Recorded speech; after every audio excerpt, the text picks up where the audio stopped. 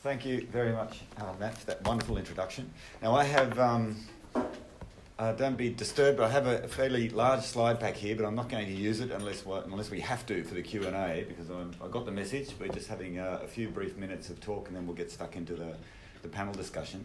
But look, thank you. It's a great opportunity for me to be here, and I really appreciate the chance to be here. First, before I get stuck in, a bit about the National Archives of Australia. And what our standing is in this issue of information governance. The Archives, of course, is responsible for the preservation of the essential memory of the Commonwealth Government. And, you know, historically, the main focus of this institution has been on the preservation, the care and the stewardship of analogue material, paper, photographic collections, etc.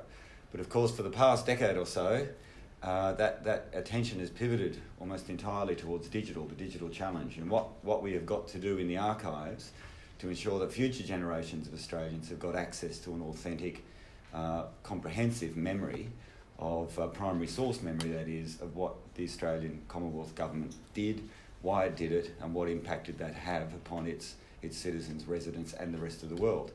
And so the focus has been, for us, not so much on the preservation, the stewardship of records, but actually getting out there across all the agencies of the government to make sure that they are doing the right things in the right way, to make sure that records are being kept, created and ultimately transferred to the archives in a useful way, and hence our focus on information governance.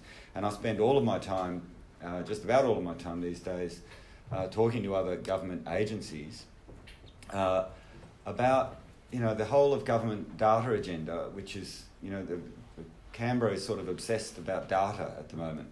And I'm constantly out there saying, look, the data is about the information, it's about the residual value of the information, because when Canberra assesses about data, normally it's obsessing about websites, apps, and the technology. And, often I'm sort of midway through my presentation and the CIO in the room will say, well, that's fine, we've done all of that, I've got this magnificent search engine now that will, search all of the shared drives, the email inboxes, the content management system, the SharePoint, job done, problem solved. And it's constantly for me is saying, well, that's great. You've cracked a bit of the problem there. You've got beautiful technology, which can, draw out all of the data that's lying around in the various, bottom drawers and shelves and pockets of your organisation. But technology is not it. Technology comes and goes very, very quickly. Technology, we should all be buying technology as quickly as we can, and we should get the latest, greatest, the sexiest devices and software products that we can, knowing that the technology will disappear and it'll become obsolete in a few years from now, and then we should roll on. But I say, we've got to think about technology. It gets smaller and more temporary, whereas the data is getting bigger and more permanent, and we've got to be focused on the information, on the data itself. What is moving from one generation of technology to the next is the real value. It's the real article, and that is the information resource that we have. And so all of my talk about digital continuity is to make sure that the digital assets, the information assets of the government, are surviving and indeed are growing in value, being enhanced in value as it moves from one generation of technology to the next. So technological obsolescence is a good thing. We promote the idea that technology should become obsolete as quickly as possible, because that's progress, that's advancing, that's being innovative, and that's sort of moving on. But information should never become obsolete.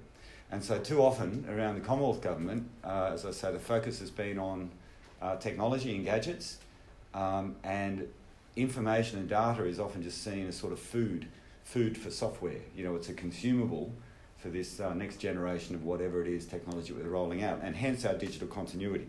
Now, I'm almost 2/3 of the way into my 15 minutes, so I better get moving on this. So our centrepiece for doing this, for driving this change, this information culture, if you like, across the Commonwealth, is our digital continuity 2020 policy. Digital continuity, I've just explained why, and 2020 because we've set a number of goals and milestones that we have to achieve by the year 2020, which incidentally is not very far in the future now. We should be almost there. It's a very simple policy. It is principles based, and it's based on these three very simple principles. And information governance has got a major part to play in this, and I'll arrive at that in my next slide. Look, the three principles, if I start from the top red one there, is that agencies are going to manage information as an asset. So as I just said, it's not food for software, it's not a temporary thing, it's not something which is good for a single transaction or a single iteration of something, it's the residual value. Most public servants really only have residual value in the information that they create. You know, very few public servants actually get out there and build roads and schools and, you know, and hospitals or whatever. Most public servants are information workers, knowledge workers, and their residual value is information. And we have to be valuing the information as a matter of professional pride and as corporate value. And so managing it, and I often talk about money, that no agency would manage its money, its financial resources, by saying, you know, in the morning, here you go, here's an envelope of cash for you, here's another envelope of cash for you. At the end of the day, just stick it in your bottom drawer, it'll be there tomorrow morning, you know, spend it on whatever you want. You don't do that with money. What you have is managed accounts set up for particular purposes. You have delegations, so people know how much money they can spend in a transaction or what their approval processes are. You have audit committees and risk committees. You have a control framework around your money assets. Well, and the same thing has to apply for information, is what I'm saying, because information shouldn't just be left unattended in email inboxes, on shared drives, in uncontrolled environments. Information is valuable, it has value and it has consequences. Its mismanagement has extreme consequences. And so what I'm saying is, to public servants, think about what you do for money and the management of money, and that mindset should now be informing your information culture. So information has to be managed as an asset. I will return to that. This next one, if I talk to here, that we've got to move to entirely digital processes. There are still too many business processes which are hanging on to that last vestige of analogue, the last bit of paper. You know, because the more senior you are and the more important you are, then the more important it is for you to have a pen, a fountain pen, and you should be able to flourish, put your signature at the bottom of the page, because, you know, that's you know, what makes you so important, sort of thing. And so we've got to get over that. There are also still arguments within the Commonwealth about legal requirements. No, if I'm approving someone's sick leave, I have to see the doctor's certificate, I have to keep that, you know, on paper, and if any court of law, I'll have to produce that in evidence, and if I just sort of say I saw it and signed it, or if I have a scanned image of it, it won't be good enough. Well, there's a lot of mythology in that, a lot of folklore. In fact, there are no legal impediments to digitising everything that we do. And so we need to be moving towards digital from cradle to grave in all of our processes. And each of those digital processes operates on information using rules of evidence. Because information, the value of information is its evidentiary value. It has to be relied upon to provide proof of something. Now, I use the word proof. You know, proof is in the eye of the beholder, but evidence is needed for anybody making a decision to say, yes, this does prove something, or it proves something didn't happen. So, you know, the digital transaction, the digital work processes are vitally important in maintaining that chain of evidence on all of the information that we handle, so that it is being valued, it is being managed as an asset, and the residual value we create is information that you can rely upon. And then finally down here, the third principle is about interoperability. And that is to say that we already, for some years at the Archives, been working on digital transition policies, making sure that every agency has got digital systems in place to manage their information assets. But what we're now saying is, well, that's great, but continuity means continuity of information across agencies, across silos within the agency and across government departments, and indeed across Commonwealth, state jurisdictions, and ultimately internationally. You know, the information we create to be useful has to be useful by Australia's digital economy, and it has to be useful in any number of applications. So that's across space, if you like. But it also has to be interoperable across time, because the data we're creating, the information we're creating, has to be interoperable with the future. And this is a novel concept as well in the public service. It's very much a sort of here and now sort of culture. People are only thinking about today's technology, as I've said, but we are really driving hard that people have to understand information lives, important information lives forever, and its value appreciates over time. It doesn't depreciate, it appreciates. And you know, the Archives is living proof of that. Our business model is drawing back on Australia's knowledge resources and the primary source information we have in the Archives And that's now providing the basis for all sorts of new things. So information that was collected as a police report back in the 1940s is now being used to reunite Aboriginal Australians with their families, you know, and it was a completely different purpose that the record was made. Records made for, you know, land boundaries or trees or, you know, river courses were done to sort of provide documentary evidence of property holdings. Now they're being used for climate change research, you know, because people want to know what the vegetation was, what species of plants existed, what the river levels were, etc. So this is all about interoperability with the future, so it's across space and across time. And within each of those three principles, we've published a number of standards, a number of guidelines, and a number of resources to enable all government agencies to pick up on these and say, as part of your corporate governance, just as you manage people, just as you manage your legal compliance, just as you manage your financial operations, corporate governance has got to include information governance. It has to be an absolute, fundamental, integral part of your corporate governance. Because if you're not managing your information in a formal information governance framework, then you're being derelict in your duty as an agency head. And so within that, that principle of managing information as an asset, we are promoting information governance, and we're producing, as I say, quite comprehensive standards, practical guides as well on how to implement that. And you know, when we talk about information governance, it's an approach to managing information assets, and it's about frameworks. It's about control frameworks, monitoring frameworks. It's about allocating, as I say, authorities, delegations. It's about understanding if you are collecting information of a certain class or a certain type in an organisation, do you know who's got access to that information? Do you know who owns that information? Do you know how that information will be preserved over the next 10 years and kept accessible? You know, how do you know what delegations exist on how that can be used and reused?